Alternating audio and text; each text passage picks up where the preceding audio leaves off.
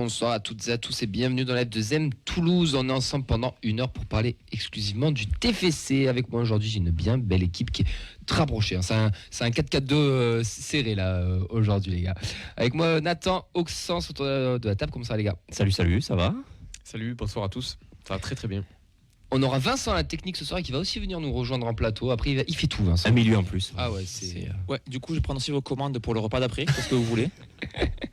C'est à tomate oignon, comme d'hab, chef. Ah, les tomates, ça va être la thématique de l'émission, je sens. Parlant de tomates, peut-être celui qui nous suit le plus régulièrement, qu'on avait déjà reçu plusieurs fois par téléphone et par aussi Zoom. Mais là, il vient en studio, c'est Amaury. Comment il va, Amaury? Eh ben, ça va, fort. Merci à vous de m'avoir invité. Puis pour répondre à Vincent, on m'avait dit qu'il y avait des tacos ici. En tout cas, bienvenue, ça fait plaisir de te voir en vrai. Eh ben, moi, ça me fait plaisir aussi, les gars. Et tu n'es pas qu'un Facebook Live alors. Exactement. Je suis pas un troll, je suis pas un fake. J'ai rien à voir avec Poutine et tout ça. Je suis un vrai. Il est là, il est présent. Allez les gars, au programme aujourd'hui, les news du centre de formation des jeunes. Ça c'est Nathan qui nous a concocté tout ça. Ensuite, on fera le résumé, le retour sur le match de CRTFC, de cette belle victoire de nos violets à l'extérieur. On appellera bien sûr Léo, notre Auxerrois préféré. C'est le seul qu'on connaît surtout. Non mais en plus il est très très bon. C'est le seul Auxerrois aussi.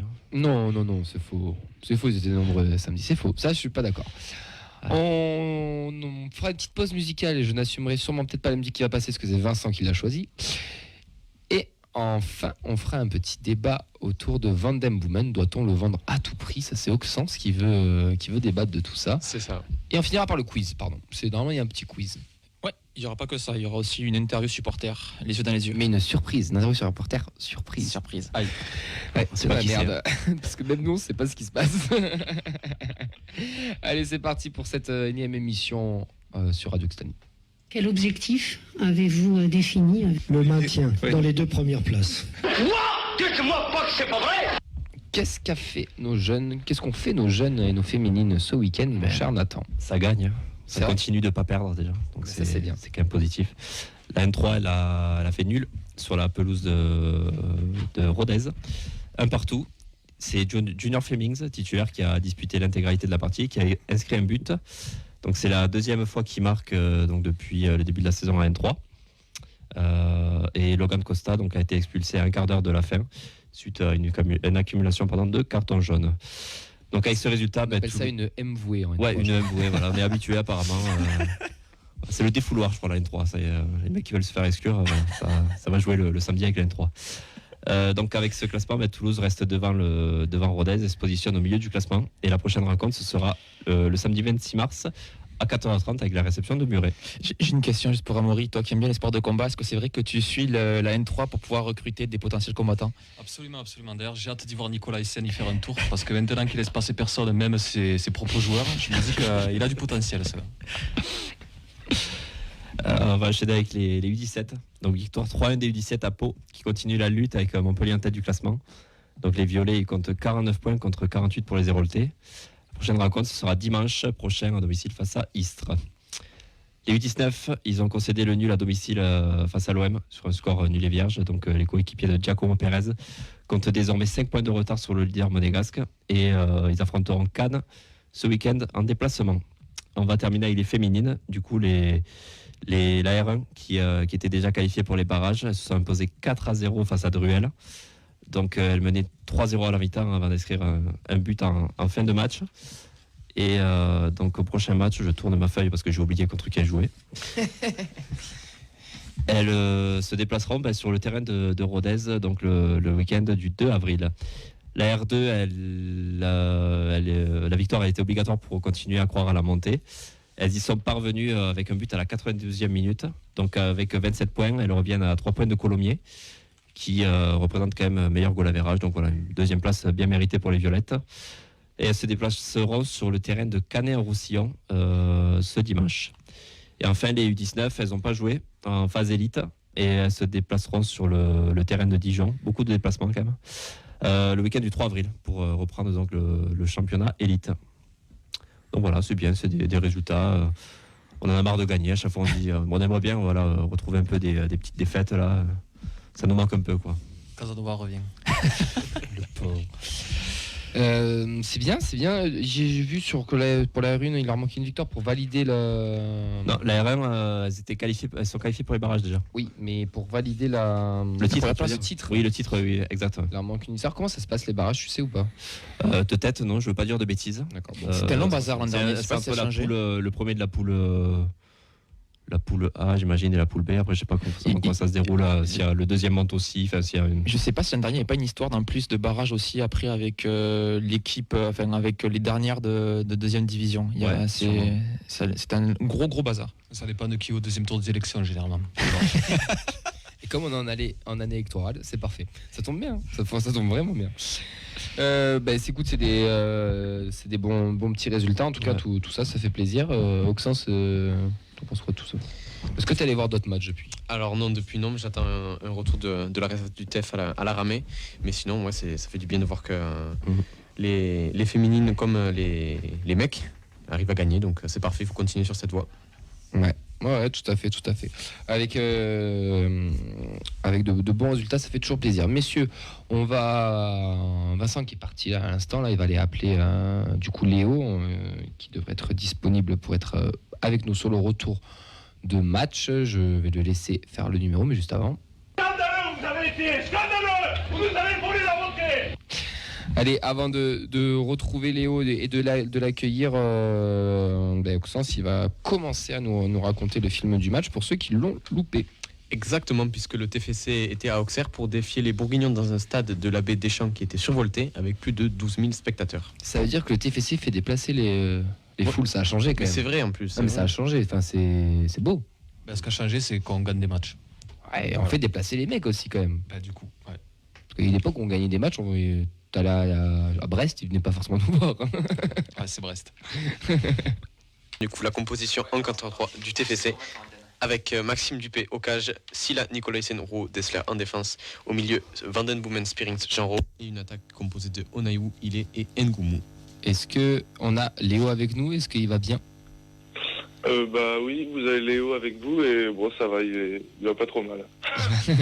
Bienvenue Léo, merci d'être de retour une nouvelle fois avec nous pour débriefer ce Auxerre TFC. Auxence est en train de nous faire le film du match et puis il va nous questionner au fur et à mesure de tout ça. Vas-y à toi Auxence. C'est à moi, ok. Tu peux y aller, oui. Pas de soucis, j'attendais une réponse, mais c'est parfait. Du coup, je reprends avec le film du match. Et comme un symbole de l'enjeu de la partie, le match démarre très très fort avec une grosse intensité notamment. Vers le quart d'heure de jeu, on a Ado qui perce sur le côté gauche, mais c'est insuffisant. Et sur cette même action, on a Charbonnier qui répond de la tête. C'est capté par Dupé, mais voilà, ça commence une action des deux côtés. Mais plus le temps avance et plus le match tourne à l'avantage des violets. On a Roux qui voit sa tête repoussée par la barre Voilà, par la barre sur le franc de Vandenboomen. Exactement. Et à la 32e minute, c'est le premier tournant du match. Donovan Léon rate sa sortie et fauche Spearings. Penalty assez logique malgré tout ce qu'on a pu entendre. Le tir au but est transformé par Vandenboomen. 1-0. Alors je vous ai vu hésiter, c'est parfait. Débat logique sur ce péno ou pas? Oui. Alors je vais le reformuler. Est-ce qu'il y a penalty? À vitesse réelle, oui, quand tu revois le ralenti. Le contact n'est pas forcément. Il le joue très bien, Spearings. Ouais. Pour moi, vu du stade, il y a penalty. Moi, il n'y avait pas débat. Bon, à vitesse réelle, je suis d'accord. Voilà. Mais tu vois qu'il se jette un peu peut-être pour aller chercher la faute. Et c'est pas normal, c'est intelligent. Il est face au gardien. Je pense qu'il joue bien le coup. Voilà. Si t'as la VAR en Ligue 2, ça peut-être pas s'annuler, mais il le joue très très bien. Il le joue vraiment, je trouve, à l'ancienne, à l'expérience. Malgré tout, il y a quand même un contact aux jambes, donc je pense qu'il n'aurait pas été annulé. Il le joue bien. Oui, et puis c'est pas un hasard, Donovan Léon, c'est pas la première fois où on le voit faire des sorties un petit peu ratées. Je pense qu'il a bien joué le coup et bien joué à Toulouse. Ouais, franchement, vu la gueule de la sortie qu'il a fait, ça méritait bien un penalty, même s'il avait pas touché, je pense. Ah mais j'avoue que c'était un peu cata Donovan Léon là sur très curieux. Ouais.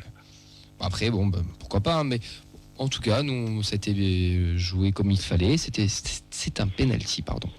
Et exactement, puisque dans la foulée, Auxerre craque mentalement. On a Charbonnier qui déboulonne et qui découpe Spearings encore une fois. Carton rouge direct pour lui à la 38e minute. Alors pour moi, je pense que c'est là aussi un carton qui est très logique et c'est assez surprenant de la part d'un joueur quand même aussi expérimenté que Charbonnier. Mais tant pis pour lui, le TEF jouera 11 contre 10. Petit avis sur ce carton. Moi j'ai une question pour toi Léo, parce que ma première réaction, et je l'ai envoyé à des collègues, je suis désolé pour lui, mais j'ai dit Charbonnier est complètement mongol. Est-ce qu'il est coutumier du fait ou pas? Parce que quand tu revois le ralenti, tu te dis mais pourquoi il fait ça? Bah, alors, je sais pas si le joueur a des. Je connais pas son passé suffisamment à Brest pour dire s'il l'avait déjà fait ou non. Il a déjà eu des coups de sang Maintenant, cette saison à Auxerre? C'est vrai que, alors, cette saison, c'est pas des coups de sang, mais bon, ça arrive. C'est pas la première fois qu'il est un peu chaud, mais là, il a totalement craqué. Et puis moi je le remercie parce que j'imagine la tête de Auxerre en seconde mi-temps à 11. On va y revenir. Pas sûr qu'on tienne le score. Et puis, voilà. Après, j'ai une question pour vous. Est-ce que vous pensez que l'AGIA aurait fait le même match à 11 sur la seconde mi-temps? Je pense que ça se pose parce que le carton rouge, il a amené des changements, un changement de dispositif avec notamment le 4-4-2 avec Dugimon et Sinayoko qui pesait beaucoup plus sur la défense centrale. Est-ce que le carton rouge n'a pas, même si bien sûr à 11 ça aurait été mieux, mais est-ce que ça n'a pas été un déclic pour l'AGIA? Moi je pense que la question peut se poser. Ben, rouge ou pas rouge, il y avait quand même 2-0 à la mi-temps, donc Furlan, quoi qu'il en soit, il aurait quand même fait des changements, j'imagine, à la pause, donc je pense pas que le rouge ait eu une énorme influence. Ça a peut-être joué sur la motivation des gars, mais... Moi je pensais surtout là-dessus, et quand je vois certains matchs de l'AGIA où bon, ça s'est fini plutôt mal pour nous et il n'y a pas eu de révolte, je pense que peut-être que... et puis on l'a vu à la mi-temps, il y avait des joueurs... Bon, les déclarations un petit peu folkloriques de Quentin Bernard, on a vu qu'il y a des joueurs qui étaient très remontés, et je pense que ça peut jouer dans la motivation et le fait que le GIA ait fait une bonne seconde mi-temps. On va revenir sur tout ça. Ouais, En sujet, c'était quelque chose. Ouais, alors du coup pour le retour du match, j'ai essayé de comprendre un peu ce carton rouge de Charbonnier parce que bon voilà, c'est quand même assez surprenant. Alors c'est pas évident parce que c'est à ce moment-là que Bein met la double fenêtre, donc on le voit pas très bien, mais sur l'action précédente en fait on a Charbonnier qui contrôle, qui essaie de faire des petits jongles et on a Nicolaisen en fait qui arrive et qui le pousse très fort, donc il tombe. C'est pas sifflé, donc pas de faute, ça continue à jouer. Et en fait, tu vois qu'il revient derrière et qui en fait il est tout simplement. Est-ce que tu es en train de nous dire que nos Toulousains auraient fait dégoupiller Charbonnier? J'irai pas jusqu'à là, mais vu ce qu'il met quand même, ça ressemble parce qu'il a quand même mis un énorme chassé quand même. Oui, mais c'est de la je sais pas si on se voit l'action, le Spearings est genre à 3-4 mètres du ballon. Enfin, il l'a même pas d'ailleurs. Non, il l'a pas. Ouais, voilà, il met un chassé. C'est déglingue. Non, c'est juste le défenseur qui arrive derrière et qui essaie de récupérer le ballon. Pour moi, il n'y a pas. Avec du recul, ça peut peut-être se siffler faute, mais ça justifie pas le fait d'arriver comme un bourrin, de décapiter les deux jambes de Spearings. Donc, même s'il y a de la frustration, il faut pas tout justifier avec ça. Artistiquement, Amaury. Artistiquement, moi je pense que le geste est plutôt pas mal en fait. Dans le MMA, on appelle ça un low kick et ça peut être efficace. Après, pourquoi Spearings là est la question, parce que je pense tout simplement que Charbonnier est grand, il est costaud, mais moins que Nicolaisen, il s'est dit Spearings, par contre, je peux me le faire. C'est ça. Et la question aussi, c'est de savoir est-ce que c'est Auxerre après qui est revenu plus fort après le rouge, ou est-ce que c'est les Toulousains aussi qui ont déjoué, parce que peut-être que si ça n'avait pas été à 10 contre 11, ils auraient peut-être une autre attitude aussi. Donc je pense que ça va un peu dans les deux sens. Avant qu'on enchaîne, Vincent, il a des réactions des gens qui nous suivent sur le Facebook Live. Pour Fred, pour revenir sur la situation, pour lui, le Fred, on s'en fout. Penalty est logique, c'est la sortie de Léon, et que pour lui, Charbonnier, il est conscient de sa déchéance aussi. Pour Johan, donc victoire difficile mais méritée. Il y avait un deuxième avis que je n'arrive pas à retrouver. Les joueurs avec un téléphone. On a trop subi pour lui à 11 contre 10. Il a été déçu de cette deuxième mi-temps. Bravo à l'équipe qui n'a rien lâché et c'est bien pour la suite. On a aussi Anaïs, pour elle, on a bien joué un peu plus de 45 minutes, mais pas de belles choses. Mais pas mal de belles choses, pardon. Allez, je reprends du coup, puisque 2 minutes après ce fameux carton rouge, la sanction tombe, longue ouverture de Rouault, et puis là, la suite du show Van Den Boomen, contrôle porte-manteau parfait, finition chirurgicale, ça fait 2-0, un doublé pour lui. C'est pas porte-manteau le contrôle. Hein. Porte-manteau, c'est quand tu... Là, il est juste tac. Pas sûr, tu vois. Parce que la balle vient le contrôle porte-manteau, il se lève. Je l'ai revu parce que moi je pense qu'on va. C'est très radiophonique ce que tu fais, Camille, d'ailleurs. Hein. Désolé, mais on va pas être d'accord, mais pour moi c'est la passe qui est plus belle que l'enchaînement technique. Moi je suis quand même assez. Je sais qu'on n'est pas d'accord. Moi je suis assez surpris par la qualité du contrôle quand même, parce que tu vois le ralenti, il anesthésie la balle. Ouais. L'enchaînement pied gauche aussi, quand même, c'est fort. Oui, voilà. Deux au but, il est deux au but, il fait l'appel. L'enchaînement de Van, c'est au niveau de Boomen. La VAR m'appelle, je recommence. Je ne dis pas et je ne dirai jamais que l'enchaînement de Van Den Boomen est à négliger. Il est magnifique, le contrôle, la qualité de frappe après, parce qu'en plus c'est en 2 touches, c'est contrôle pied droit, frappe pied gauche. Il enchaîne très vite, c'est magnifique. Mais ce qui déclenche tout ça, c'est la magnifique ouverture d'Anthony Rowe. Pour moi, cette passe qui arrive dans ce timing, dans cette zone-là, on le sait. Alors, Ado ou Ratao où il est aurait fait cet enchaînement technique, j'aurais beaucoup plus valorisé l'enchaînement. Van den Boomen, on sait que c'est un joueur très fin techniquement. Le mec est formé à l'Ajax, on sait qu'il est capable de ce genre d'enchaînement. C'est pour ça que je trouve que la passe est encore plus belle. Et d'ailleurs, comme la feuille de match l'a tweeté sous le fait d'Anthony Rowe, la passe est sublime et sublimée par Van den Boomen. Ah, c'est beau. Merci. J'aimerais retourner la question alors. Est-ce que pour toi, tous les joueurs du TEF auraient été capables de contrôler, de finir comme ça? Non. C'est pour ça que. Alors non. Isiaga. Exactement. En fait, ce qui est beau surtout dans cet enchaînement, c'est que la passe vient déjà d'un défenseur central qui est pas mauvais à la relance, mais ça reste un défenseur central. On s'attendait plutôt à voir Van den Boomen faire ce genre de passe. Et moi, j'ai regardé sur un site en streaming dégueulasse, c'était tout pixelisé. Donc au début, j'ai dit c'est quoi ce contrôle? Je me suis dit putain, il a progressé. Puis après, j'ai vu c'était Van den Boomen. Je dis non, en fait, c'est bon, c'est normal. Voilà. Léo, toi qui étais au stade, donc qui a une autre vision, en direct, qu'est-ce que tu... Et en plus, tu es adversaire, comment tu as ressenti? Pour toi, c'est plus Rowe ou Van den Boomen, ou les deux, tout simplement? Alors, déjà vu du stade... T'étais pas à la buvette déjà? Non, mais j'ai eu un peu le même ressenti en fait que excuse-moi, le supporter qui vient de parler juste avant, Amaury, c'est que en fait j'étais en train de boire mon iced tea et je relève la tête pile au moment où il y a la passe sublime, et sur le coup je pensais que c'était Van den Boomen pour Elis, et j'avais pas trop suivi l'action et après j'ai vu que c'était Van den Boomen. Par contre c'est vrai que l'ouverture est splendide, et puis la qualité du contrôle et la finition l'est également. En fait, là, c'est juste cette action, c'est vraiment une démonstration de force du fait que Toulouse n'a rien à faire en Ligue 2. Quoi. Techniquement, on est pas au-dessus de certains. Ouais. Techniquement, c'était pas une action digne d'un club de Ligue 2. Quoi. Personne n'a cru que la passe elle était de Silla, quoi. Ça, c'est sûr. Mais moi, sur mon canapé, à l'ouverture, sur la passe, j'ai fait oh. Wow. Enfin, tu vois, je me suis déjà enflammé. Et que Van den Boomen le réussisse, c'est encore plus sublimé. Et c'est pour ça que ça m'étonne moins. Mais j'insiste, les mots sont très importants. Je dis pas que c'est pas joli. En parlant de Van den Boomen, faire de la politique, c'est beau. En parlant de Van den Boomen, bon, c'est une petite mini preview du débat qui arrive, mais 12 buts, 18 passes décisives. J'ai une petite stat même. Il est décisif à chaque match de la phase retour, c'est-à-dire soit un but, soit une passe D, sauf Bastia. Il était suspendu, il était remplaçant, non, c'est là où il y a eu 0-0, il a pas réussi à marquer, mais en tout cas, quoi qu'il arrive, va finir meilleur buteur, meilleur passeur. Peut-être, on ne sait pas. Mais en tout cas, quoi qu'il arrive, voilà, mi-temps 2-0. Bon, débat assez rapide, mais je pense qu'on est tous satisfaits de cette première période. Moi, j'avais des craintes. Léo, je t'ai coupé la parole. J'avais des craintes sur le début de match, mais ça, j'ai vite été rassuré quand j'ai vu qu'on avait vraiment l'emprise, on va dire à partir de la 15e minute, où techniquement on était quand même au-dessus, on campait dans le camp auxerrois. Les enchaînements se faisaient vite, et puis après, voilà, on les a poussés à bout, ils ont dégoupillé. Ouais. Ça a été vraiment du haut niveau en première période, autant techniquement que dans l'engagement, que c'était vraiment une équipe de Ligue 1 contre une équipe de haut tableau de Ligue 2. Enfin, c'était vraiment, il y avait... Moi, je me suis dit, voilà, ça sent très bon pour la suite. Bon, la deuxième mi-temps, on y reviendra parce que voilà, on a tous eu un peu peur, mais la première, c'est quand même du très haut niveau de la part du TEF.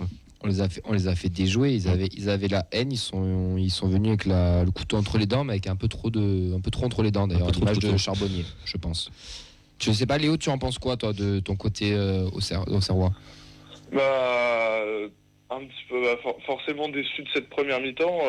La GIA vraiment était vraiment surdominée, et même sur les rares incursions qu'on a eues, on sentait vraiment que c'était poussif, et j'avais l'impression que même la tête de Charbonnier qui est captée par Dupé, franchement, bon, c'était tout faiblard, tout pépère. On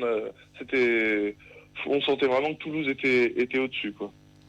Et très déçu par contre aussi également un petit peu du jeu, des ressorties de balles. C'était des longs ballons sur Charbonnier. On essayait après d'avoir un point. Du coup, on avait Charbonnier en point d'appui qui essayait un petit peu de dévier à droite à gauche, mais c'était assez faible. Moi, je me demandais justement si Auxerre n'avait pas entamé le match avec l'objectif justement de ne pas perdre. C'était vraiment, on aurait dit ça, de bien défendre, de jouer sur Charbonnier. Et je trouve que le visage envoyé en seconde mi-temps, on a l'impression que Furlan, il a dit lâchez-vous, faites ce que vous avez à faire. On avait vraiment vu le visage, je pense, de la GIA en seconde. Mais en première mi-temps, c'est ce que ça semblait. on sentait que c'était de laisser le ballon à Toulouse, on fait le dos rond et si on a une occasion, on la met, quoi. Enfin, c'est le ressenti que j'ai eu, quoi. Et puis on a retrouvé aussi des performances un petit peu moyennes de joueurs qui en ce moment ont du mal. Autrette, Charbonnier, leur première mi-temps est à l'image de leur seconde partie de saison, c'est-à-dire très, très, très poussive. Puis Donovan Léon te met dans le dur quand même. Enfin, moi je trouve que votre gardien... Malheureusement, c'est pas la première fois. Ouais, je sais, ouais. Il est... Autant, ça arrive, c'est souvent qu'il y a des matchs où il est bon, mais malheureusement, c'est vrai que le ratio, je vais peut-être paraître un petit peu méchant, mais le ratio boulette et les points qui nous sauvent, malheureusement, je pense qu'il est très, il est élevé, quoi. Il nous a coûté, après il n'y a pas que lui, hein, c'est l'équipe en général, quoi. Mais face à Le Havre, il nous coûte des points. Je ne compte plus le nombre de pénaltys qu'il a provoqué. Face à Dijon, il nous coûte le derby. Après, il n'y a pas que lui, mais c'est vrai que par rapport à Toulouse, qui a un Dupé qui m'a l'air quand même régulièrement impérial, Dono, il n'est pas exempt de tout reproche, même si c'est pas non plus un gardien horrible, mais malheureusement, ça lui arrive régulièrement de se trouver. Après, si tu veux, il y a Alia Amada et Mathieu Valverde qui sont sur le marché, n'hésite pas. Hein. On a souffert aussi, on comprend. Plus Amada. Ouais. Vincent. Moi j'aimais bien Boucher, qui avait un moment. Mais il était chez vous, Boucher. Il est revenu même, non? Non, il est passé. Ouais. J'ai Fred qui synthétise un petit peu ça avec première mi-temps digne d'un leader avec l'alignement des étoiles qui va bien. On peut enchaîner, Auxence. Exactement, belle transition, puisque au retour des vestiaires, le TEF se met à reculer et se bit trop. 70e minute, Dugimon place une mine imparable et réduit l'écart. Et alors que le TFC semblait contrôler son match, la fin de partie est assez anxiogène. On parle du bijou Rouault Van Den Boomen. La frappe de Dugimon, elle est splendide, d'une pureté. Enfin, c'est magnifique. Et puis quand tu es au stade et que tu vois 2 buts comme ça dans l'après-midi, c'est la régalade. Enfin, nous, on est que Toulousains. Alors toi, Léo, je pense que tu as dû t'enflammer, tu as dû bien te lever de ton siège. Mais elle fait plaisir quand même à voir. Même si nous on la prend, elle fait plaisir à voir. Même Nathan, il s'est levé de son siège. Non, mais déjà le début de seconde mi-temps, à partir du moment où il y a eu on a vu déjà dès le retour des vestiaires, il y avait cette envie d'aller presser, de récupérer les ballons un peu plus haut, ou alors de bien ressortir. Et on a vu déjà, même avant que Autrette sorte, on a vu vraiment une AGA qui commençait déjà à montrer que elle avait envie. Et donc il y a les 2 rentrées donc de Sinayoko et de Rémi Dugimon. Et là par contre, on a vu vraiment là l'AGA, on avait l'impression vraiment qu'on était 11.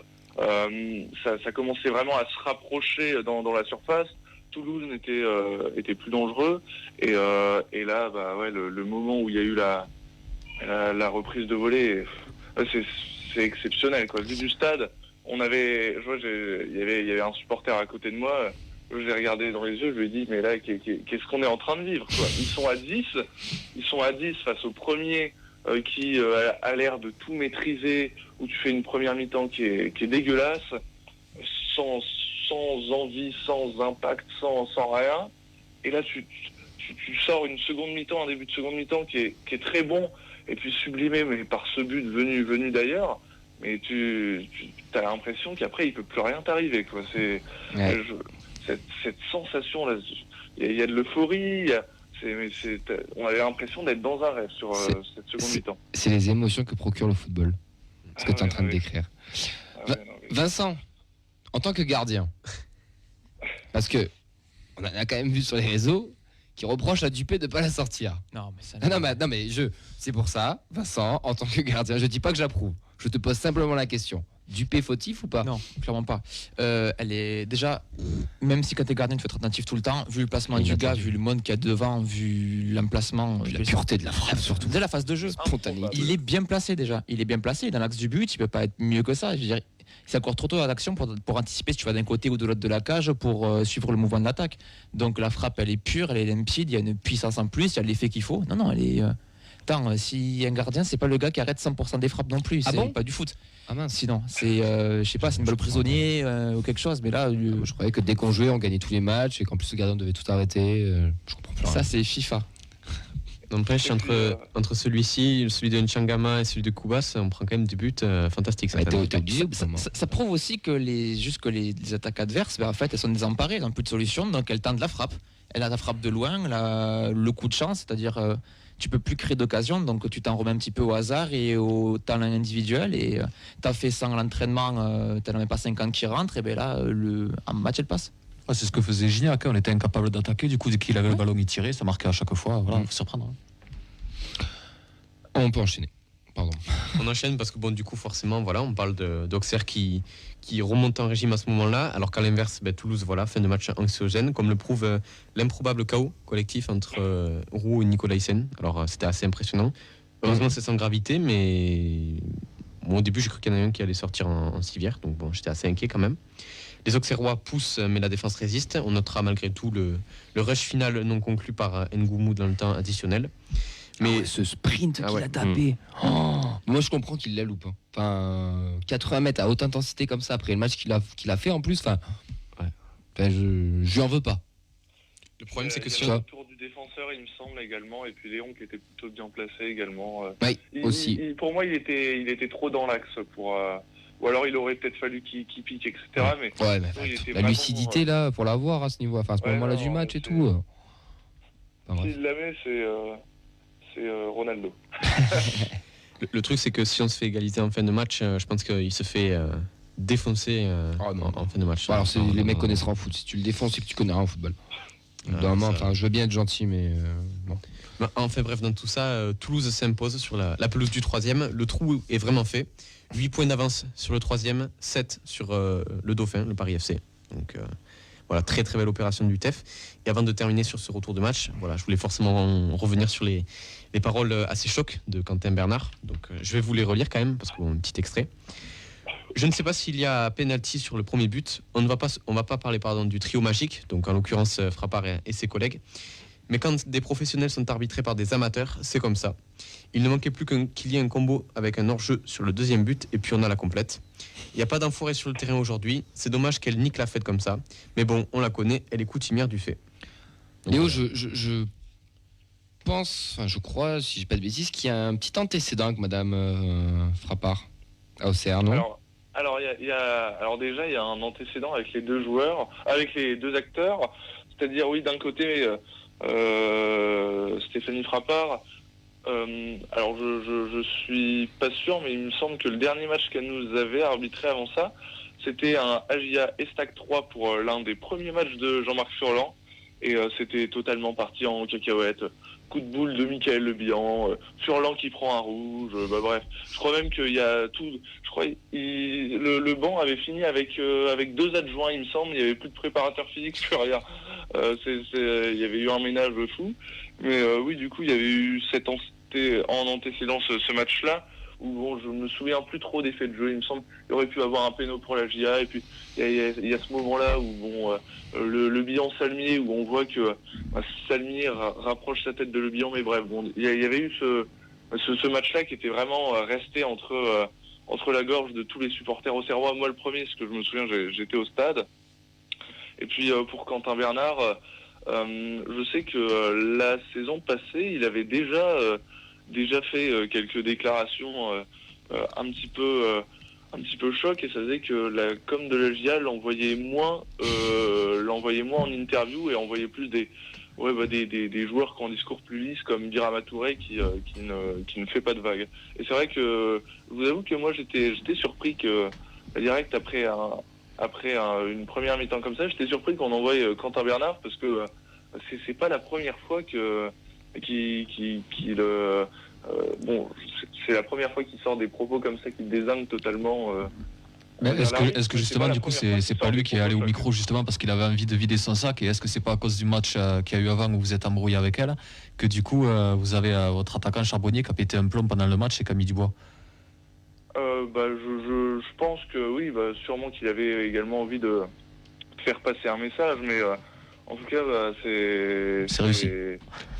Oui, c'est réussi, mais malheureusement je pense que il y a des gens qui émettaient cette hypothèse. Je suis d'accord que moi ça me choquerait pas si la LFP le suspendrait pour quelques matchs. Alors justement, moi, après avoir fait le retour du match, c'est un truc que j'ai regardé déjà avec les déclarations de Quentin Bernard et même sur les forums avec les supporters auxerrois. T'es en train de dire que tu bosses là? Oui. Oh là là là. Allez, la porte directe. C'est un génie. On va le garder, je pense. D'ailleurs, le jeune qui est d'habitude à la technique, il est pas là. Lui, il bosse pas. Ah, il est malade. C'est une feignasse. Non, mais du coup, voilà. Non, mais il n'y a pas de la place pour, il y a pas de l'emploi pour tous les jeunes de France non plus. Hein. Donc il y en a un qui bosse et l'autre il se prépare pour l'avenir. Il y en a pas. Non, mais du coup, voilà, pour revenir aux réactions des Auxerrois, j'ai quand même été assez marqué par la mauvaise foi de certains supporters quand même, parce que voilà, quand je vois que il y a des supporters qui disent qu'il n'y a ni penalty, ni carton rouge et qu'il y a hors-jeu sur le second but de Van Den Boomen, là, bon, ça fait peur, quoi. Vous avez volé la montée, scandaleux. Ouais, non, mais après, faut pas tout écouter. Je pense qu'à Auxerre, comme à Toulouse, comme à Brest, comme à Rennes, comme à Paris, il y a de tout et qu'il y a du bon et du mauvais. Il faut savoir faire. Ouais, mais c'était. J'ai pas souvenir d'avoir vu autant de commentaires. Parce que tu n'as pas Twitter, je pense. Aussi, aussi Samuel qui parlait de Illy. aussi heureusement, mais il y avait que des supports. En fait, il y avait que des réactions sur l'arbitrage qui étaient scandaleux, qui étaient horribles. Mais après, Quentin Bernard à la fin du match, il avait fait un petit mea culpa par rapport à léger, non, léger mea culpa, je dis. C'était un début de mea culpa. On en a parlé en off, Vincent. J'aimerais que tu le dises à l'antenne. Tu as dit que Quentin Bernard avait pas totalement tort sur le fait qu'elle était arbitrée par des amateurs. Alors, mais tu vas développer et écouter bien les mots ont un sens. Il a même dit les femmes à la cuisine. Non, justement, il a pas dit ça. Enfin, peut-être, mais c'était pas ça le sujet. Pas l'antenne en tout cas. Alors, si je dis pas de bêtises, de ce que j'ai eu comme information à vérifier, sur les 4 arbitres qu'il y avait, il y en a 2 qui ont le statut professionnel et 2 qui ne l'ont pas. Donc ça explique aussi. Après voilà, c'était donc à confirmer. Attention. Confirmé. Donc c'est un arbitre, une assistante et la 4e arbitre du coup qui n'était pas professionnelle. Donc effectivement, il avait sur la partie déclaration, on est arbitré par des amateurs. Il n'a pas totalement faux. Ouais, mais je pense pas que ce soit amateur dans ce sens-là. Oui, bien sûr. Voilà. Non, mais c'est joué sur les mots, mais voilà, c'était un petit peu envoyé à casse-pipe aussi. Après Stéphanie Frappard, je pense qu'elle est un petit peu surcotée cette dame. On a la chance de la voir parce que c'est une arbitre féminine, c'est bien, elle est en train de promouvoir l'arbitrage féminin. Mais comme c'est la seule, on la met un peu partout, mais je suis pas sûr qu'elle soit la plus compétente. Mais là, pour le coup, il y a tout qui est fait en fait pour la mettre dans la merde un peu là. Parce que bon, pour le coup, moi je trouve que la déclaration de Bernard elle est scandaleuse parce que franchement, l'arbitrage, moi je l'ai trouvé très correct. Honnêtement, on a vu pire et arbitré par des vrais pros, des mecs connus qui vont sur des plateaux télé. Par contre, en effet, si ces adjointes elles étaient amatrices. Amatrice, je crois que c'est dans le porno. En tout cas, bref, si elles étaient amateurs, je trouve que c'est quand même pitoyable parce que tu les fous dans une position délicate du coup, parce qu'en effet, c'est quand même un match pro, match qui compte pour le titre. Les Auxerrois ont peut-être perdu le titre ce soir-là. Si tu es arbitré par des arbitres qui sont pas professionnels, ça fait quand même un peu tâche. À confirmer, à nous renseigner, à confirmer. Après, on va pas, voilà, c'est de la spéculation. Attention. On met des les amatrices à confirmer. Non. D'accord. Léo, tu voulais dire quelque chose? Je t'ai entendu dans l'oreille. Non, j'ai juste toussé. Pardon.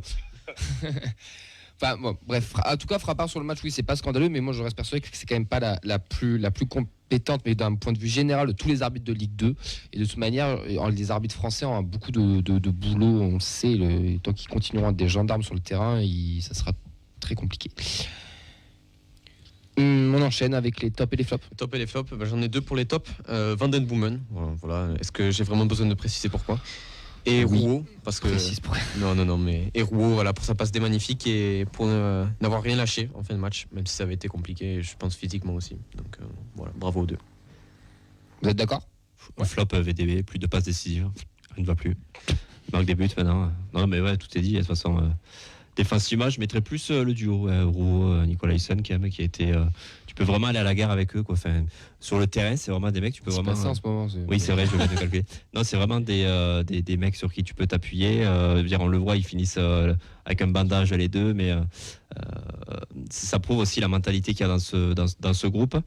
Et c'est super bien d'avoir des leaders comme ça derrière qui rassurent une défense, qui font le lien avec le milieu de terrain.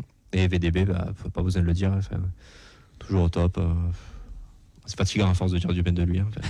Moi, pour le coup, j'ai un petit bémol sur VDB. Après, c'est pas forcément sa faute, mais justement, en deuxième mi-temps, je me suis dit, c'est parfait, Auxerre, il pousse. Le but du jeu, c'est justement que du coup, Van Den Boomen, il envoie des longs ballons devant. pour les attaquants qu'on a sur les côtés. C'est ce qu'on a fait toute la saison. Et là, on ne l'a pas fait. Alors je ne pense pas que ce soit que de sa faute. Il y avait un bon pressing Auxerrois. Après, si je peux rajouter un flop, j'ai quand même envie de rajouter les conférences de presse. Qu'est-ce qu'on s'emmerde, franchement. Moi je n'ai pas encore critiqué notre ami Montagnier, mais je l'aime beaucoup. Et honnêtement, ça a l'air d'un bon gars. Mais les conférences de presse de Montagnier, c'est un peu comme quand tu te masturbes. En fait, tu te dis, ça va être sympa, c'est distrayant, on va faire ça. Et quand ta fille, tu te dis, mais putain, pourquoi j'ai fait ça, quoi. C'est une catastrophe. On y reviendra après sur les confs de presse. Les tops des Facebook Live, Vincent. Alors, j'ai pas de top supplémentaire. Alors les flops peut-être. Non, c'était juste pas sur les joueurs en tout cas, c'était sur le public, puisqu'on a encore vu un énorme déplacement toulousain. Les Indians sont encore mobilisés. On a vu le président Comoli célébrer aussi la victoire. On a vu aussi cette communion avec les joueurs qu'on n'a pas l'habitude forcément de voir à l'extérieur. On a eu le témoignage de Diane, donc qui disait: ma fille qui habite à Paris a rejoint le bus qui partait vers Auxerre, où ils ont retrouvé le Toulousain qui est arrivé. Elle est ravie d'avoir pu assister à ce match avec ce magnifique tifo. Oui, c'était les 20 ans des Bosteros, donc la jeune garde des Indians. Donc, d'où les nombreux Toulousains qui étaient présents en Bourgogne. Léo, on ne t'a pas demandé, excuse-moi, tes tops côté Auxerrois. Mes tops côté Auxerrois, je dirais le coaching de Furlan, en tout cas les rentrées de Dugimon et Sinayoko. Et puis la bonne seconde mi-temps. Et puis on pourrait mettre en avant Gauthier qui a fait encore une fois un match plutôt costaud. Tes flops? Mes flops, forcément, je vais pointer du doigt. Malheureusement les cadres un petit peu de cette équipe que j'ai trouvé, les cadres entre guillemets de cette équipe que j'ai trouvé défaillants. Charbonnier a été recruté pourquoi? Pour apporter son expérience des montées, des grands matchs, etc.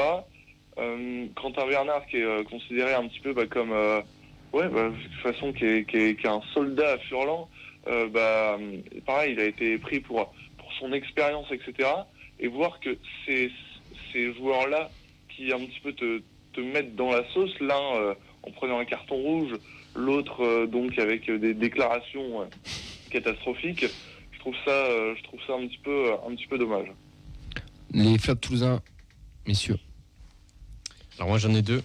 J'ai mis Ado et Ilé, parce que voilà, ça a été les deux attaquants qui sont passés un peu à travers. Et mention spéciale aussi à la petite rentrée au vestiaire un peu prématurée, c'est son caractère, mais bon, au bout d'un moment, il faut penser un peu plus au collectif et voir le positif. Le TEF gagne contre le troisième. Voilà. Je trouve qu'on en fait trop autour de lui. Laissons-le faire. Il boude parce qu'il est. C'est ce que j'ai dit. C'est son caractère. On fait chier. Pourquoi on le fait chier? Il aime pas ça, il aime pas sortir. C'est normal. Il est compétiteur. Après, il revient. Il est revenu. Il a dû célébrer avec tout le monde. Et voilà. Faut pas trop en faire. Vincent. Ouais, j'ai un flop. C'est Fred qui nous dit donc sur la seconde mi-temps le retour du fantôme de Casa. Belle celle-là. Moi, je rajoute la blague de Fred dans les flops. Vous irez voir sur Facebook Live. On va pas tout dévoiler. Lâchez un pouce bleu. Léo, on va te remercier. Et avant de te quitter, est-ce que tu penses que la GIA va monter? Après tout dépendra si Charbonnier est suspendu longtemps, si cette équipe reproduit en tout cas le même type de seconde mi-temps qu'elle a fait. Pour moi, il y a aucun doute. La GIA montera. Maintenant, si tu repars en faisant des prestations, même si bien sûr Toulouse était supérieur, etc. Pour moi, la première mi-temps, elle n'est pas digne d'une équipe qui, même si Toulouse est supérieur. Ouais, mais notre deuxième mi-temps n'est pas digne d'une équipe leader du championnat. Oui, je suis d'accord, mais un match, c'est 90 minutes, c'est dès le début, et malheureusement, en début de match, la GIA l'a pas pris par le bon bout, et on aurait dit vraiment une équipe, une équipe classique de haut de tableau face à une équipe milieu de tableau qui vraiment a du mal, quoi. Et j'ai vraiment été déçu, moi. J'aurais vraiment voulu voir dès le début du match, je dis pas de l'intensité, etc., mais que la GIA réponde présent. Mais par contre, très très très content de cette seconde mi-temps, et je pense vraiment, je vais me répéter, mais si avec en plus le retour de Dugimon en grâce, si on fait le même type de prestations avec la même envie, etc., pour moi, on ira au bout. Ouais, un petit doublé de Charbonnier contre Bordeaux en retour de barrage. Retour de barrage, Bordeaux, tu les vois en barrage. Arbitré ambitieux, frère. Arbitré par Madame Frappard. Ah, t'es ambitieux. Waouh. Bon, merci Léo. En tout cas, bon, je te souhaite la montée parce que le PFC, je sais pas, il m'intéresse pas trop. Je trouve qu'ils sont pas trop dames, le PFC. Et on les embrasse. Bravo d'ailleurs, vous avez dit un petit mot sur vos supporters. Ouais. Moi, je vous avoue que j'habite vraiment juste à côté. J'habite dans le centre-ville et j'ai ouvert ma fenêtre à 10h du matin. J'entendais chanter, etc. Je suis descendu. En plus, comme un con, j'étais habillé en AGIA. Et effectivement, il y avait les supporters toulousains qui étaient 10h15 du matin, ils étaient à 80 dans 2 bars enfilés. C'était assez drôle. Ouais, c'est cool en tout cas. Merci. Et c'est vrai qu'on les remercie. Ça leur fait encore donner une belle image de Toulouse dans toute la France. Merci à toi Léon. On se rappellera, j'espère, l'année prochaine pour la Ligue 1 parce que là, je n'ai pas trop envie de me tromper. Sauf Cataclysme, on a quand même un bon pied en Ligue 1 pour le moment. À vous de nous rejoindre maintenant. Bonne soirée à vous et puis à bientôt. Ciao Léo, merci. On va enchaîner, nous on fait pas de pause musicale parce que on veut regarder du temps pour le débat. Vincent va revenir sur le plateau et on va partir sur le débat. Doit-on prolonger Van den Boomen à tout prix?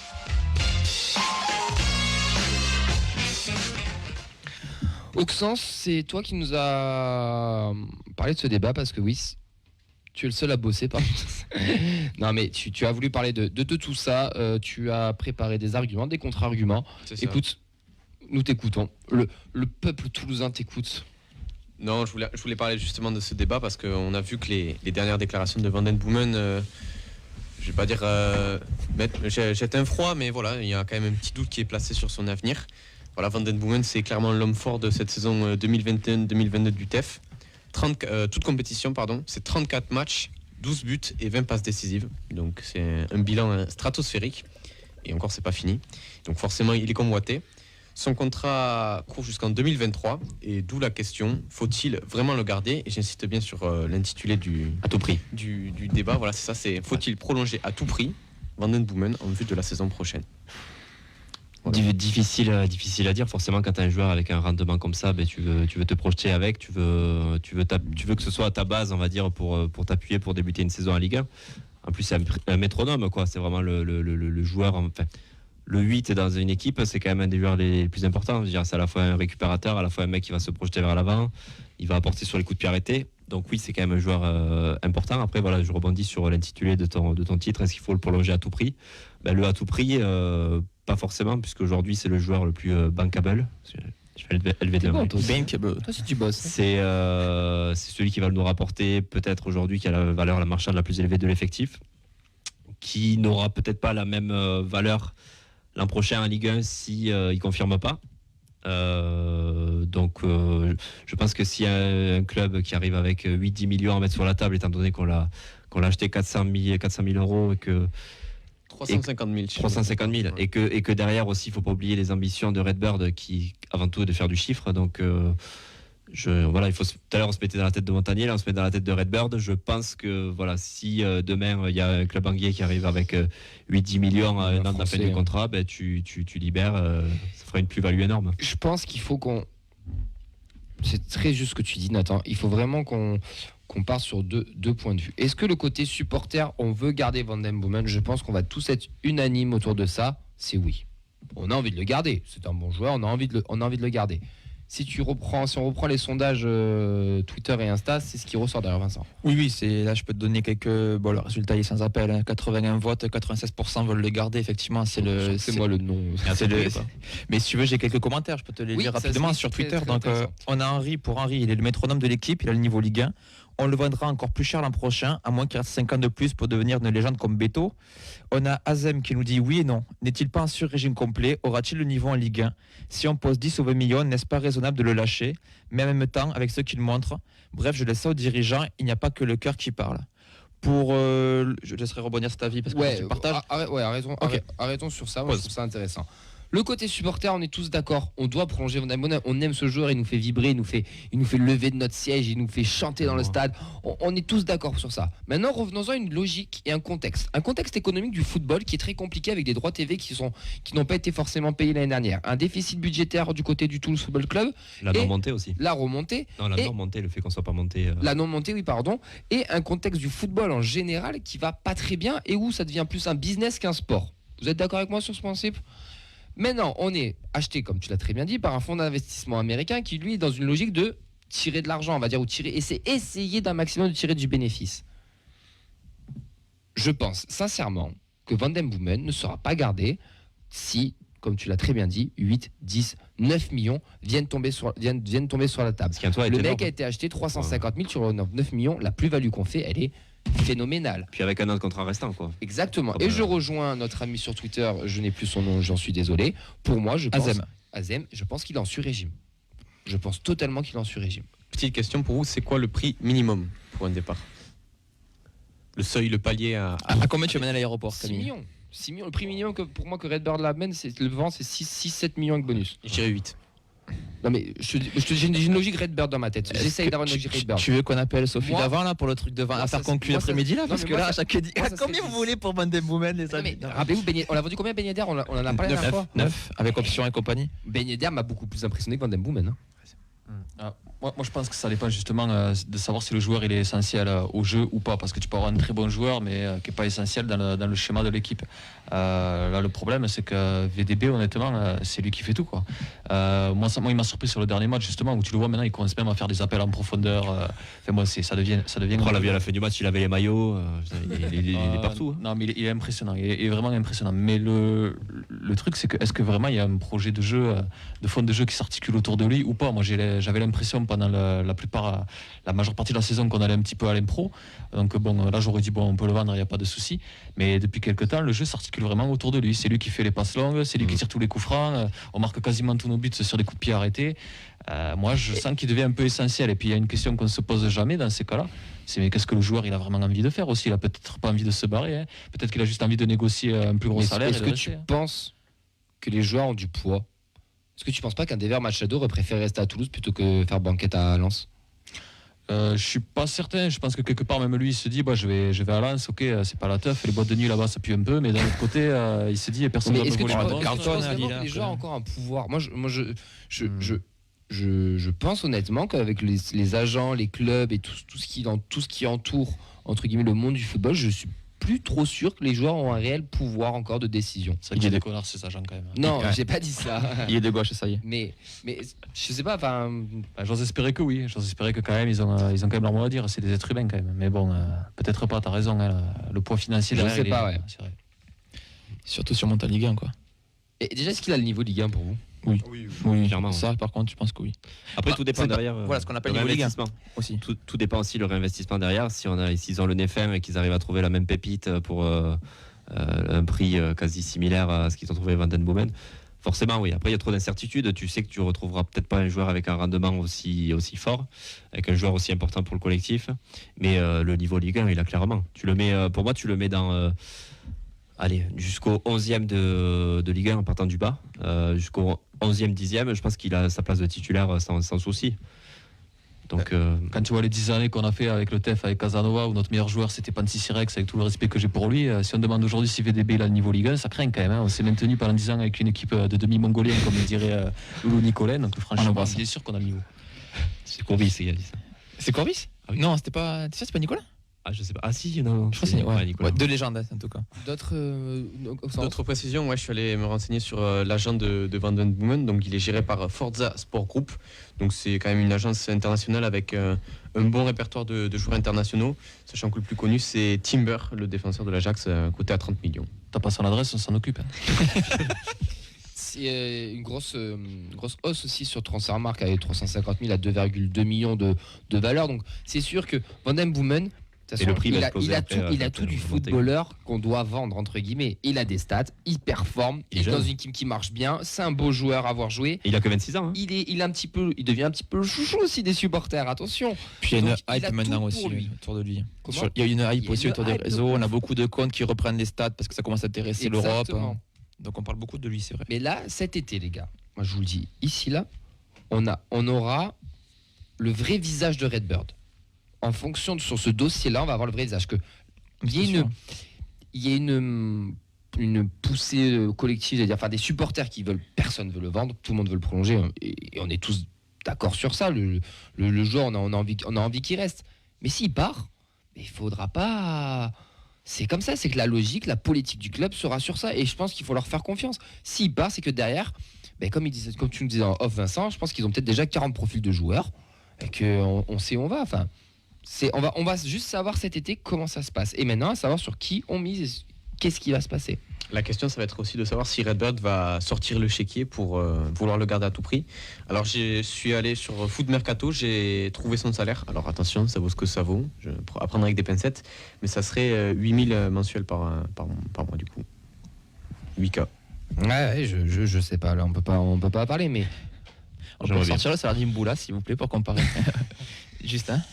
Mais doit-on le conserver à tout prix ? Non, c'était quoi Faut-il prolonger à tout prix faut-il garder à tout prix Van den Boomen ? Personnellement, non. Moi je dis que oui, parce que monter en Ligue 1 et faire du profit c'est bien, mais d'un autre côté, si tu sacrifies les joueurs trop importants et que derrière tu passes une saison dégueulasse en Ligue 1 et que tu fais l'ascenseur, tu massacres tout. Parce que tu commences à investir un peu sur la Ligue 1, si derrière tu chutes, c'est la catastrophe. Donc il faut quand même arriver à pérenniser un minimum l'équipe. Il y a d'autres profils bankable, il y avait même De Jaguerre qui voulait partir l'an dernier, il y a pas mal de joueurs qui sont peut-être sur le départ. Peut-être qu'ils peuvent faire suffisamment de bénéfices sans avoir à vendre le joueur principal, faut voir. Mais doit-on le garder à tout prix ? Non. Doit-on le garder ? Oui. Moi, elle est là ma nuance. Oui. C'est subtil, hein. Politique, encore une fois. Ouais, non, les mots, je suis désolé, pour moi, les mots ont une importance. Même la question du prix, en fait, ce qui dépend surtout d'un prix du joueur au-delà de sa qualité, c'est aussi la durée de son contrat. Si tu fais l'effort sur une saison, que tu le prolonges un peu, peut-être que la saison d'après, tu le vends pas 10 millions, peut-être que tu le vends à 30 ou 40. Donc l'inverse aussi. Les deux marchent. Attention. C'est un petit peu ce que dit Fred dans le commentaire, qu'il lui propose de faire tapis en Ligue 1 avec Bergkamp, quoi. En gros, c'est-à-dire faut le garder et on verra ce qu'il vaut en Ligue 1. C'est un investissement, prendre un risque, quoi, qui te double. Et est-ce que la politique du TFC dans une logique comme ça, moi j'essaie vraiment, depuis qu'on fait cette émission, j'essaie vraiment aussi de réfléchir dans la politique du club et de ne pas avoir ce côté supporter. Le supporter veut garder Van den Boomen, le supporter que je suis aime voir ce joueur et je me régale à chaque fois, et je vais au stade aussi pour voir ce genre de joueur, comme j'allais au stade pour voir des Ben Yedder, pour voir des Elmander ou des Mana à l'époque, des Makengo. Mais j'y suis allé aussi à cette époque, mais j'y allais pas forcément pour lui. En tout cas, on avait fait ça avec Silla, on l'avait gardé en Ligue 2 en se disant est-ce qu'il a le niveau Ligue 2, la réponse c'était oui. Non, pour moi, il y a aussi un autre argument qu'on ne prend pas trop en compte, c'est tout ce qui est environnement au TEF. Parce que voilà, on est tous d'accord pour dire qu'il est en pleine confiance. Et moi, je pense qu'il faut continuer à tirer le meilleur de lui. On a quand même un environnement qui est taillé pour lui, comme l'équipe. Je ne vais pas dire que l'équipe joue pour lui, mais pas loin quand même. Il joue pour l'équipe en tout cas. Il y a aussi notre truc qu'on ne parle pas, c'est quand même l'amitié qu'il a avec Stein Spearings. C'est quand même une amitié hors du terrain, et ça a été confirmé sur, par exemple, le doc U16. Je pense qu'on a tous envie de voir ce qu'il vaut en Ligue 1, et au-delà de ça, je pense qu'avec la gratitude des supporters, c'est le symbole, ou en tout cas l'un des symboles du retour en force du TFC. Bon, alors ils vendront les deux comme ils ont fait avec Koné Adli du coup. Peut-être. Moi j'ai peur de ça. Où t'as cassé l'ambiance? Je sais pas à quoi m'attendre, j'ai pas envie de m'enflammer. Spearings, pour moi, je pense qu'il est plus. Enfin, je vais me faire encore pas d'amis, mais je pense qu'il est plus important dans le rouage de l'équipe que Van den Boomen. Enfin, les deux vont ensemble, mais je trouve que Spearings fait plus ça le boulot, tu vois. Et Van den Boomen se met un peu plus en lumière. Ouais, mais il a les coups de pied arrêtés quand même, que Spearings. Exactement. C'est lui qui tire. Non, mais ça, exactement. Et ça, c'est super dangereux. Et en Ligue 1, ça peut te rapporter des points, parce que sur un but, sur un corner, sur un machin, et c'est là où il peut être important. Mais est-ce qu'il aura le même niveau de performance cette année que l'année prochaine en Ligue 1? Et d'où la question, est-ce qu'il n'est pas un petit peu en sur-régime? Je pense. Il ne faut pas oublier qu'on va être un promu quand même, c'est-à-dire qu'il va falloir se maintenir. Parce qu'on a l'impression qu'on va monter, qu'on va être dans la même dynamique qu'en Ligue 1. Donc si tu as un joueur qui peut t'aider justement à te stabiliser, donc à voir vraiment la politique, si Redbird priorise la stabilisation en Ligue 1 ou s'il priorise l'argent tout simplement. Il ne faut pas surcoter non plus la Ligue 1, il y a quelques équipes de merde, même si Bordeaux ils vont descendre. Ouais, bien sûr, mais voilà, je pense... quand même du niveau en bas. Et puis voilà, on aura la tête d'un promu. On ne sait pas ce que ça va valoir cet effectif aussi, même s'il y aura du renfort en Ligue 1. Ils ont des choix, ils ont des choix à faire. Ça va être compliqué en tout cas. Personne ne sera content. Là. Après, il faut se mettre à la place de Van den Boomen. Il a 26 ans, il a quand même sûrement de l'ambition. Si jamais il venait à partir, est-ce que franchement, on ne serait pas content d'avoir fait un peu le tremplin de sa carrière et de l'avoir lancé dans une belle carrière? Est-ce qu'on l'élèverait pas justement à ce moment-là avec les Ben Yedder, les Elmander, etc. Et il aura marqué l'histoire. Quoi qu'il arrive, il aura marqué l'histoire. Oui. Cette saison, tout le monde s'en souviendra. Pour moi, je pense des corners qui finissent pas en tribune, c'est vrai que ça a l'histoire. Non, mais oui, non, mais on se rappellera de Van den Boomen dans 20 ans. T'es pas déçu, Nathan, de ne plus avoir autant de ballons qu'avant en tribune d'ailleurs? Moi, j'ai fini en fauteuil, un ballon perdu, là, pim, si là. Tu peux finir sur les réactions, Vincent, et après on te laisse la main. D'autres réactions, on a Laurie de Tolosa Queen donc sur Twitter. Je dirais que oui, car on ne peut pas se permettre de voir un joueur comme lui partir libre. Avec la saison qu'il fait actuellement, sa valeur augmenter. Les gens commencent à le connaître, lui ses qualités, et la Ligue 1 lui donnera en plus davantage de visibilité. On a Vandrazino sur Twitter qui va dans ce sens. Il doit être le symbole de cette nouvelle ère du TFC en Ligue 1. Il faut le prolonger à tout prix. Pour Beto Ismagic, c'est le genre de joueur capable de faire se lever le stadium à lui tout seul. On a Thierry aussi qui est un commentaire et disait par contre justement qu'il pense que Van Boomen sera vendu malheureusement. Si un beau chèque arrive, il partira. Comme l'exemple de Machado, le foot c'est du business. Ouais, alors ça, moi je rejoins totalement, et c'est pour ça que profitons, il reste 8 journées, profitons de ce joueur, profitons d'avoir un joueur comme ça dans notre équipe, parce qu'on ne sait pas ce qui peut se passer, et on verra bien. On va peut-être pas monter, il va partir dans tous les cas. Horrible. On va terminer sur ça. On a répondu à ta question. Parfait, du coup c'est assez mitigé quand même. C'est très mitigé, mais dans la politique supporter, on veut tous le garder. Oui. On est tous unanimes sur ça. Dans la politique Redbird, ça, on pense pas on sait pas. On ne sait pas. Réponse cet été. Exactement. Faut pas trop se mettre dans la tête des gens non plus. Moi, j'avais essayé avec Iago, comme j'ai perdu vide, c'était l'angoisse. Allez, sur ces belles paroles, on enchaîne. Vincent, c'est à toi. Eh bien d'accord, on va commencer du coup par l'interview supporter de Doxens, je l'insulte.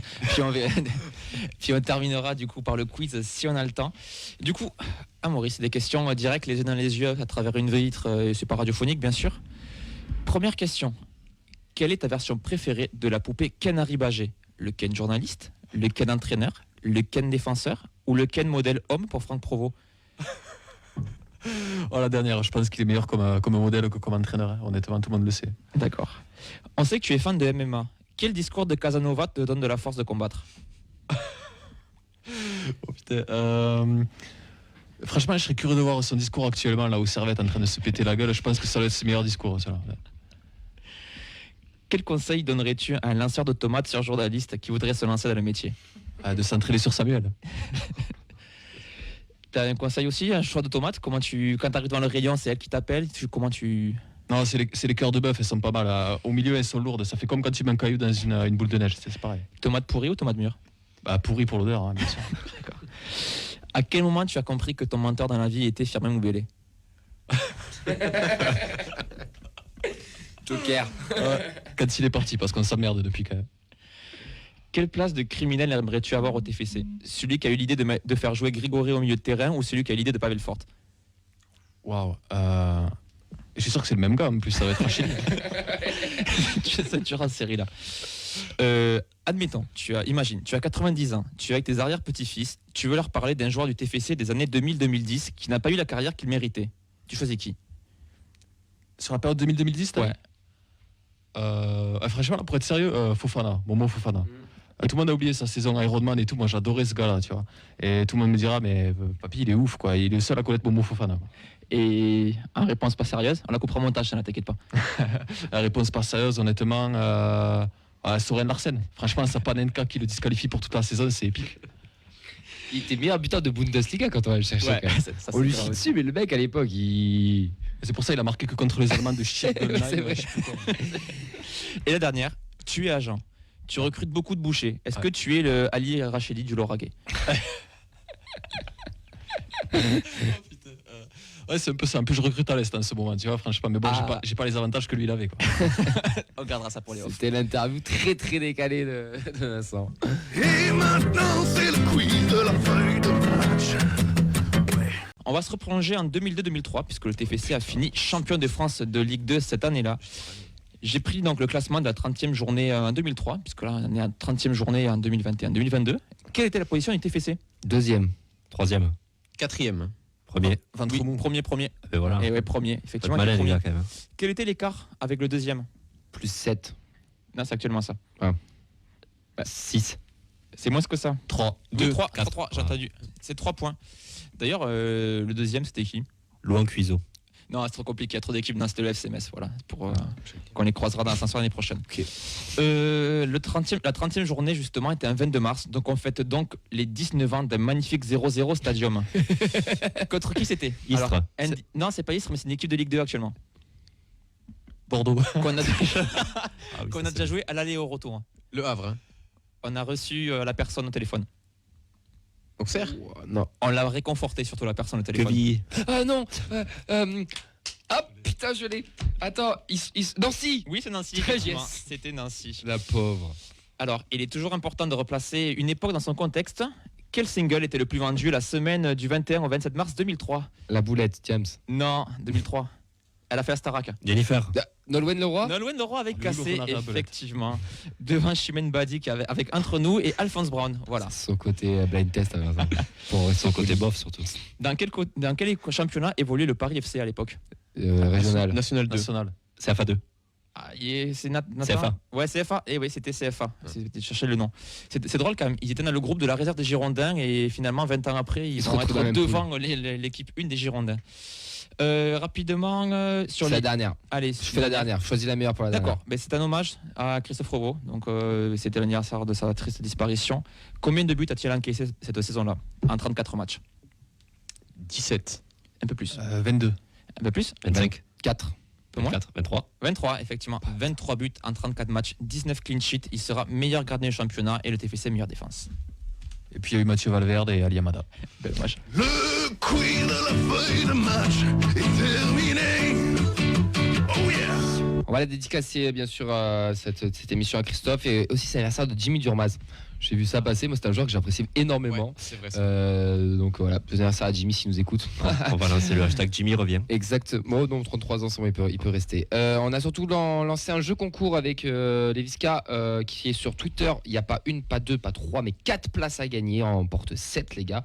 On offre 4 places pour Toulouse PFC. Dépêchez-vous, il y a moins de 1500 places qui restent dans le virage Brice, donc ça va être sûrement à guichet fermé dans le virage, voire peut-être un stadium à guichet fermé, qui sait, on n'est pas à l'abri à samedi 15h. Donc n'hésitez pas à aller sur le compte de la feuille de match, sur le tweet de Deviska, il y a tout qui est marqué, faut taguer 3 potes et repartager tout ça. Et le tirage au sort se fera dans la semaine à venir. La porte 7, c'est celle où il y a les petits fours, les serveuses et Pierre Ménès. Exactement, ouais. C'est le seul endroit où il n'y a pas d'alcool dans le stade. Mais bon, ça c'est notre histoire. Amaury, merci d'être venu. Un grand merci à vous les gars, ça fait vraiment plaisir. Merci pour ce moment. Ouais. Merci Nathan, Auxence, Vincent. Merci. On se retrouve la semaine prochaine sur Radio Occitanie 98.3. En attendant, ce sera la trêve internationale et peut-être, les gars, on sait pas, peut-être la semaine prochaine il y aura une très belle surprise. Allez, ciao ciao. Ciao, ciao.